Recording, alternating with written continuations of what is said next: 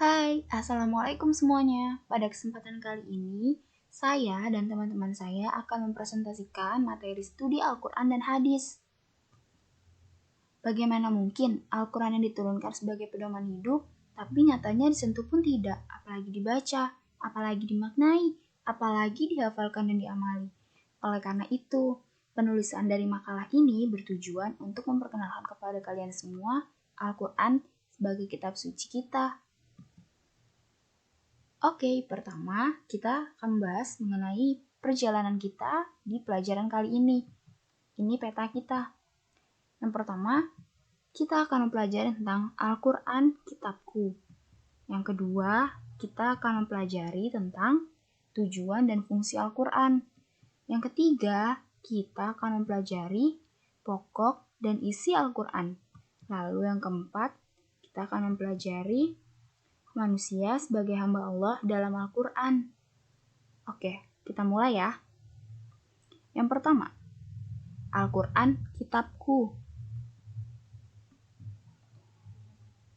Al-Quran adalah sebuah risalah Allah untuk seluruh umat manusia. Apa sih Al-Quran itu? Nah, ini about Al-Quran. Al-Quran adalah risalah Allah untuk seluruh umat manusia. Al-Quran merupakan wahyu yang Allah sampaikan kepada Nabi Muhammad SAW sebagai pedoman hidup umat manusia.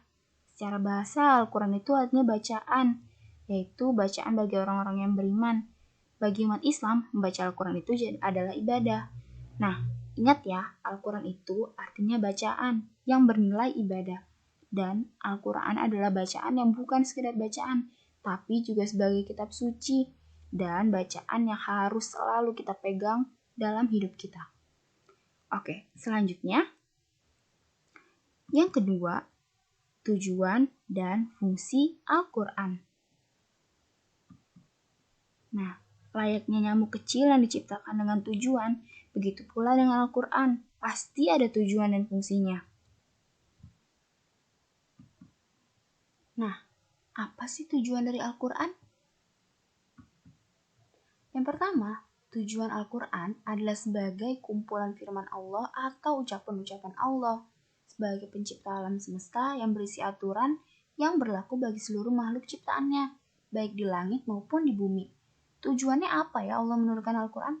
Tujuannya adalah untuk mengatur manusia dan ciptaan yang lainnya, serta untuk memberikan petunjuk dan rahmat bagi kaum yang meyakini sehingga sesuai dengan maksud dan tujuan diturunkan Al-Quran kepada manusia melalui Nabi dan Rasul-Nya. Oke, setelah kita tahu tujuannya Al-Quran, sekarang kita harus tahu juga nih fungsinya Al-Quran. Apa aja sih? Fungsinya Al-Quran, seperti yang diuraikan oleh Abdul Aziz, Al-Quran berfungsi sebagai berikut. Yang pertama adalah sebagai hudan atau petunjuk. Maksudnya apa sih? Maksudnya adalah Al-Quran itu memberikan jalan atau petunjuk yang dapat menyampaikan pada tujuan hidup, yaitu kebahagiaan dunia dan akhirat. Nah, yang kedua, Al-Quran berfungsi sebagai furqan atau pembeda, yaitu pembeda dari yang salah dan yang benar, yang haram dan yang halal, yang boleh dan yang tidak. Selanjutnya, Al-Quran juga berfungsi sebagai syifa atau obat. Secara harfiah artinya obat.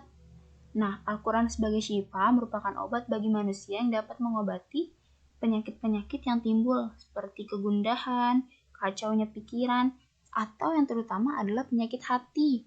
Hati-hati ya, jangan sampai terkena penyakit hati. Selanjutnya, yang keempat, Al-Quran berfungsi sebagai mau'izah atau nasihat.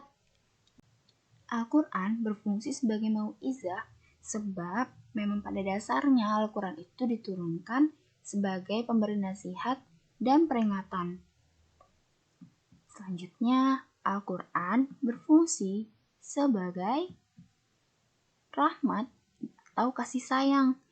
Karena tadi adanya nasihat, maka barang siapa yang mematuhi nasihat akan mendapatkan kasih sayang. Beralih ke bab selanjutnya ya. Yang ketiga adalah pokok dan isi Al-Quran. Sebagai pedoman hidup bagi manusia dan bagi umat Islam, maka Al-Quran memiliki pokok dan isi yang dapat dijadikan acuan. Apa aja ya pokoknya? Yang pertama adalah akidah atau tauhid.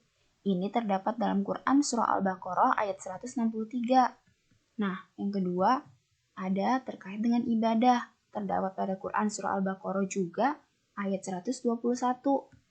Dan yang ketiga yaitu muamalah. Terdapat pada Quran surah Al-Hujurat ayat 13. Nah, yang selanjutnya yaitu akhlak. Terdapat pada Quran surah An-Nahl ayat 90. Nah, selanjutnya lagi itu adalah terkait hukum. Hukum ini ada banyak sekali dalam Al-Quran. Kita ambil contoh saja ya. Misalnya hukum tentang talak, hukum tentang pernikahan, dan sebagainya. Lalu ada juga terkait dengan sejarah. Ini terdapat pada Quran surah Yunus ayat 111.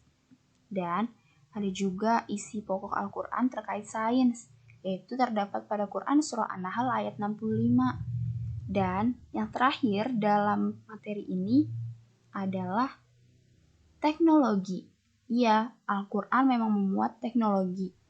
Misalnya terkait teknologi sidik jari. Tahu nggak sih, sidik jari itu sebenarnya sudah dijelaskan loh dalam Al-Quran.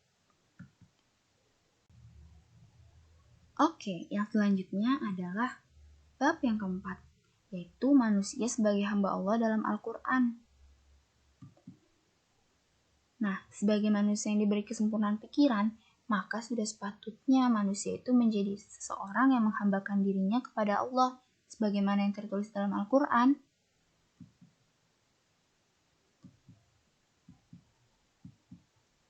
Dalam bahasa Arab, hamba disebut juga dengan kata abdun.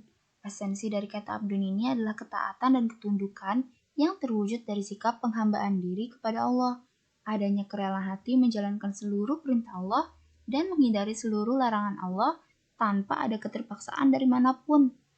Ingat ya, yang dikatakan hamba adalah dia yang benar-benar rela, dia yang benar-benar mengetahui dirinya diciptakan Allah untuk beribadah, jadi dia akan selalu dengan senang hati untuk menjalankan perintah Allah. Nah, beberapa ayat dalam Al-Quran yang menjelaskan manusia sebagai hamba Allah diantaranya yaitu ada Quran surah Al-Mu'minun ayat 12-14. Nah, kandungan dari ayat ini adalah menjelaskan asal-usul atau proses kejadian manusia secara fisik, yaitu diciptakan dari saripati tanah hingga kemudian ia dihadirkan dalam rahim seseorang wanita yang kemudian berkembang selama 9 bulan lamanya. Pada usia 120 hari, janin atau cikal bakal manusia hidup dalam rahim wanita, barulah Allah tiupkan ruh ke dalam janin tersebut, dan barulah ia layak disebut sebagai manusia. Selanjutnya, pada Quran Surah An-Nahl, ayat 78 menjelaskan bahwa semua manusia itu dilahirkan ke muka bumi tanpa ada suatu bekal atau dalam keadaan yang sama, yakni belum memiliki pengetahuan apapun. Kemudian Allah berikan potensi berupa pendengaran, penglihatan, dan hati agar manusia dapat mengenal Tuhannya, taat, tunduk, patuh, serta menjadi manusia dengan sebenar-benarnya yang menghambakan diri kepada Allah, Tuhan yang menciptakannya. Selanjutnya, pada Quran Surah Az-Zariyat ayat 56, menjelaskan alasan Allah menciptakan jin dan manusia bukan semata-mata hanya untuk bersenang-senang di dunia, namun adalah untuk beribadah kepada Allah. Sebagai manusia yang telah diberi bekal, akal pikiran dan hati yang berfungsi, maka sudah sepatutnya berterima kasih kepada yang telah menciptakan, yakni dengan patuh, tunduk, dan selalu taat. Allah tuh gak pernah loh nuntut manusia untuk punya segudang harta yang akan diberikan kepada Allah atau sebuah bangunan megah. Allah cuma mau hambanya benar-benar beribadah secara ikhlas dan rela hati. Gitu. Oke, kita sudah berada di akhir pembahasan materi. Sedih ya, tapi jangan risau. Kunjungi website kita ya. Sapa aku di Blogspot. ada banyak ilmu yang bisa kamu dapat nih.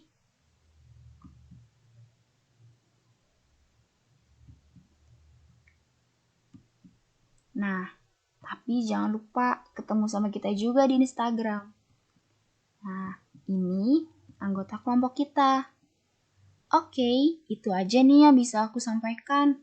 Kurang lebihnya mohon maaf ya. Kalau ada salah-salah kata, jangan dimasukin hati, dimaafin aja, oke? Wassalamualaikum warahmatullahi wabarakatuh.